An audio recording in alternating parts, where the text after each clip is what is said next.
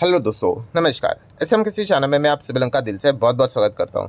दोस्तों, आज के दिन की भी अगर हम लोग बात करें तो बाजार में एक डिसेंट 0.5% के आसपास की गिरावट देखने को मिल रही है। सेंसेक्स में भी आप देख सकते हैं लगभग 400 पॉइंट की गिरावट। निफ्टी 50 की भी बात करें, अगेन 150 पॉइंट की गिरावट देखने को यहाँ पे मिल रही है। सिंगल डे गिरावट की बात करें तो इतनी कोई बड़ी बात नहीं है, ये सारी चीज़ें चलती रहती है। बट येस, अगर हम लोग थोड़ा सा कलेक्टिवली अगर इन चीज़ों को जोड़ कर देख ले तो धीमे धीमे करके हम यहाँ पे कह सकते हैं पिछले 5 ट्रेडिंग सेशन में बाजार नियर बाय हम कह सकते हैं कि 0.25% के आसपास हम लोग को डाउन देखने को यहाँ पे मिल चुका है। और महीने भर की अगर हम लोग यहाँ पे बात करें रफली टॉप लेवल के हिसाब से तो 2% के आसपास हम लोग को गिरावट देखने को यहाँ पे मिल चुकी है। डेफिनेटली यहाँ पे हम कह सकते हैं कि बाजार के ऊपर हम लोग को एक लगातार प्रेशर बनते हुए देखने को यहाँ पे मिल रहा है।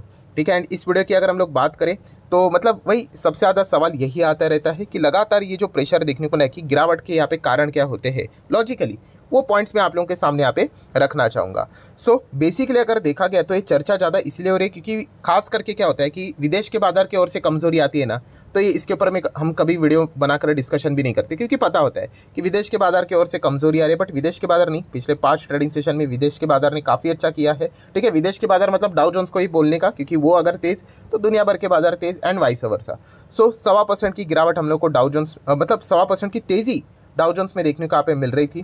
ठीक है, तो विदेश के बाजार अच्छा कर रहे थे, फ्यूचर्स भी हम लोग को अच्छे लेवल पे चलते हुए देखने को मिल रहे। बट हमारे बाजार की बात करें तो कमजोरी देखने को यहाँ पे मिल रही है। प्रॉब्लम कहाँ पे है? ठीक है, तो उसी से रिलेटेड हम लोग बातचीत यहाँ पे करने वाले हैं। तो बेसिकली अगर देखा गया दोस्तों तो यहाँ पे सिर्फ हमारे ही इसमें अगर हम बात करें मार्केट में, हमारे देश में ही हम लोगों को ये कमज़ोरी देखने को यहाँ पे मिल रही है। हमारे बाजार में ये कमज़ोरी लगातार देखने को यहाँ पे मिल रही है और उसके पीछे के रीजंस क्या है तो उसी को हम लोग बेसिकली कवर करने की कोशिश यहाँ पे करने वाले हैं। रीजंस क्यों कवर करने होते हैं? क्योंकि हमें पता होना चाहिए कि क्या चल रहा है बाजार में, क्या क्या पॉसिबिलिटीज़ है, कौन से ट्रिगर पॉइंट के ऊपर ज़्यादा फोकस रखना चाहिए, कहाँ से कोई बड़ी खबर आ सकती है, सरप्राइजिंग खबर आ सकती है। ठीक है, क्योंकि सरप्राइजिंग अनसर्टेनिटी वाली जो चीज़ें होती है वो बाजार को मतलब पसंद होती है नापसंद होती है बोल नहीं सकते, बिकॉज डिपेंड करता है कि कौन से टोन में वो निकल कर आती है। बट हाँ, यूजुअली इतिहास निकल कर देखे तो अनसर्टेनिटी ज़्यादा नेगेटिविटी वाले पॉइंट्स में हम लोग को देखने को यहाँ पे मिल चुकी है। बट एनीवेज अगर देखा गया रीजंस के हिसाब से कौन कौन सी चीज़ें, तो कुछ रीजंस है। जैसे कि पहला रीजन की अगर हम लोग बात करें तो सबसे पहले कुछ पॉइंट्स भी आप लोगों को पता होना चाहिए। कुछ पॉइंट्स मतलब क्या, देखिए हमारा जो बाजार है वो कोई ऐसा नहीं है कि भाई टॉप लेवल से 20%, 30-40% नीचे करके, नहीं, हम बिल्कुल टॉप लेवल पे है। तो ये पॉइंट को समझो, मतलब अगर आप इसका 5 साल का डेटा देखोगे तो आप देख सकते हो हम कोई यहाँ पे ट्रेड नहीं कर रहे, हम बिल्कुल टॉप लेवल पे चल रहे हैं। अगर मैं इसका मैक्सिमम चार्ट पैटर्न दिखा दूँ तो आपको इजीली विजिबल रहेगा। यस, अभी आप देख सकते हैं, ये देखिए एकदम टॉप लेवल पे हम लोग यहाँ पे, एकदम टॉप लेवल पे, मतलब टॉप लेवल पे। ये मैं बार बार क्यों रिपीट यहाँ पे कर रहा हूँ, क्योंकि जब भी टॉप लेवल पे हम लोग यहाँ पे रहते हैं इतने हायर लेवल पे, तो आपको पता है यहाँ से और ऊपर जाना थोड़ा क्या हो जाता है, मुश्किल हो जाता है। एंड ऐसे माहौल में क्या होना चाहिए, और भी ज़्यादा पॉजिटिविटी यहाँ पे रहनी चाहिए, नेगेटिविटी ज़्यादा यहाँ पे रहनी नहीं चाहिए, अनसर्टेनिटी रहनी नहीं चाहिए, तो ही जाके बाजार ऊपर जाने के चांसेस यहाँ पे रहते हैं। एंड इसीलिए जब भी हायर लेवल पर बनता है तो और ऊपर जाने के लिए तकलीफ यहाँ पे होते हुए देखने को मिल जाती है। हाँ, यहीं पे अगर कोई बाजार अगर ऐसे नीचे यहाँ पे आया होगा तो यहाँ से यहाँ पे वापस ऊपर जाने के लिए इतनी ज़्यादा तकलीफ नहीं होती जितनी कि यहाँ से यहाँ पे जाने के लिए हो जाती है। एंड ऐसे माहौल में अगर देखा गया तो आप सभी लोगों को पता है फिलहाल हमारे देश में सबसे बड़ा इवेंट चलते हुए देखने को मिल रहा है जो हर एक 5 साल में आ ही जाता है, जो कि है इलेक्शन। लोकसभा का इलेक्शन यहाँ पे जारी है, आप सभी लोगों को पता ही है। 3rd फेज की भी शुरुआत यहाँ पे हो चुकी है। एंड इसी बीच में बार बार रिपोर्ट्स यहाँ पे आते रहते हैं जो कि कोई भी ऑफिशियली रिपोर्ट्स होते नहीं हैं, आप सभी लोगों को मैंने बताया है। बट यस, इसी के ऊपर भी दाव यहाँ पे लगाया जाता है। एंड अगर इलेक्शन की बात करें तो जैसे मैंने कहा कि यहाँ पे इलेक्शन इस वक्त के थोड़े थोड़े डिफरेंट क्यों हम लोग को देखने को मिल जाते हैं, क्योंकि कैसे भी, मैं अगेन कह रहा हूँ, हमें कोई बीजेपी कांग्रेस से कोई लेना देना नहीं भाई। मैं लॉजिक के हिसाब से आप लोगों को हमेशा ये चीज़ें इसके पहले भी सिखा चुका हूँ, बट काफ़ी लोग इन चीज़ों को नोट नहीं कर लेते, इसलिए वो भूल जाते हैं। तो इसलिए रिपीटेशन करना पड़ता है कि मान लीजिए अगर कोई भी, चलो हमारी सरकार पकड़ लो यार, SMKC, चलो। पहला जो मेरा टर्म रहता है ना 5 साल का, वो मैं निभा लेता हूँ। उसके बाद एक और बार मुझे चुनकर आना वो भी कंपैरेटिवली ईजी रहता है। बट उसके बाद क्या होता है कि यस, थोड़ा और आगे कंटिन्यू करना, उसको स्केल करना थोड़ा मुश्किल बन जाता है। ठीक है, क्योंकि 10 साल का आपका डेटा अवेलेबल रहता है, बहुत सारी चीज़ें रहती है। तो यही चीज़ हम लोग को फिलहाल भी देखने को यहाँ पे मिल चुकी है कि बीजेपी जो गवर्नमेंट थी वो 10 साल हम लोग को यहाँ पे उनकी सरकार देखने को यहाँ पे मिल चुकी है। तो वापस और 5 साल आने के लिए उनको काफ़ी ज़्यादा यहाँ पे मेहनत करना पड़ेगा। मतलब ऐसा नहीं होगा कि इसके पहले का जो इलेक्शन या फिर उसके पहले के पहले का इलेक्शन जैसा इतना सिंपल नहीं होगा। तो टफ पॉइंट तो ज़रूर यहाँ पे रहता ही है।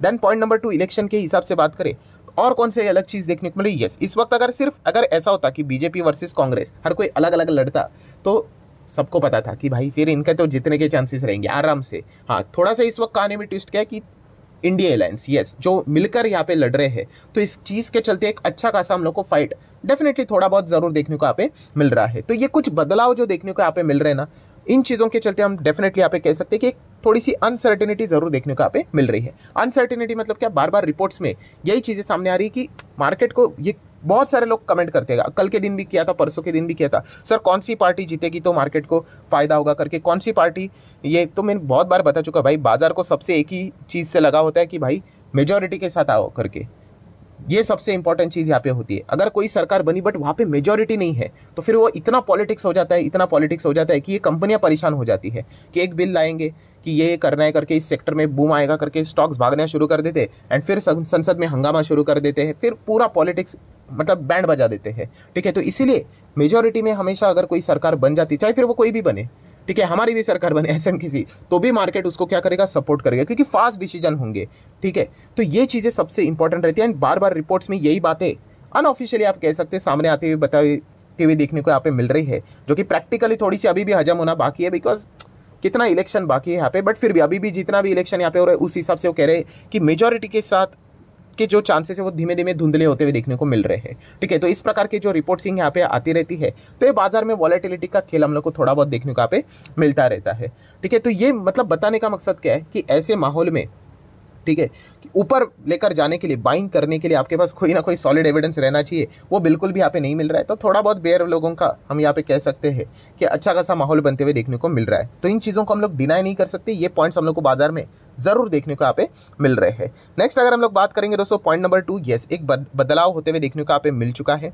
ठीक है, इसको भी हम लोगों ने बिल्कुल इग्नोर नहीं करना है, इसको भी मैं कवर कर चुका हूँ। कौन सा बदलाव, तो निफ्टी 50 जो यहाँ पे चलता है, ठीक है, उसके वेटेज में काफ़ी अच्छा खासा बदलाव होते हुए देखने को मिल चुका है। एंड अगेन हम यहाँ पे कह सकते हैं कि जो रिलायंस इंडस्ट्री सेकंड नंबर पे भले क्यों ना हो, ऑलमोस्ट 10% के आसपास उसका वेटेज इंडिविजुअली निफ्टी 50 में देखने को मिल रहा है, बट उसका महत्व काफ़ी ज़्यादा बढ़ चुका है। क्यों? क्योंकि उसका जो जिस सेक्टर को वो लीड करता है, कौन से सेक्टर को, ऑयल गैस कंज्यूमेबल फ्यूल्स की बात करें, यस, उसका वेटेज काफ़ी बढ़ चुका है निफ्टी 50 में, 12.5% से भी ज़्यादा, पूरे सेक्टर की मैं बात कर रहा हूँ। ठीक है, तो वो उसका लीडर है। मतलब क्या, अभी क्या हो जाता है कि इस बदलाव के चलते रिलायंस इंडस्ट्री जिस हिसाब से यहाँ पे चलता है, वो ऑयल एंड गैस जो सेक्टर है उसमें काफ़ी प्रभाव लेकर आता है एंड आप देख सकते हो वो उसका लीडर है। सो 1% के आसपास रिलायंस में गिरावट यहाँ पे देखने को यहाँ पे मिल जाती है एंड इसी चीज़ के चलते आज आप देख सकते हैं निफ्टी ऑयल एंड गैस में भी अच्छा खासा प्रेशर देखने को मिल गया, जो कि सेकंड नंबर का सेक्टर देखने को मिल जाता है एंड वहाँ पे भी आप देख सकते हैं लाल निशान बहुत ही ज़्यादा हम लोग को प्रेशर क्रिएट करते हुए देखने को यहाँ पे मिल जाते हैं।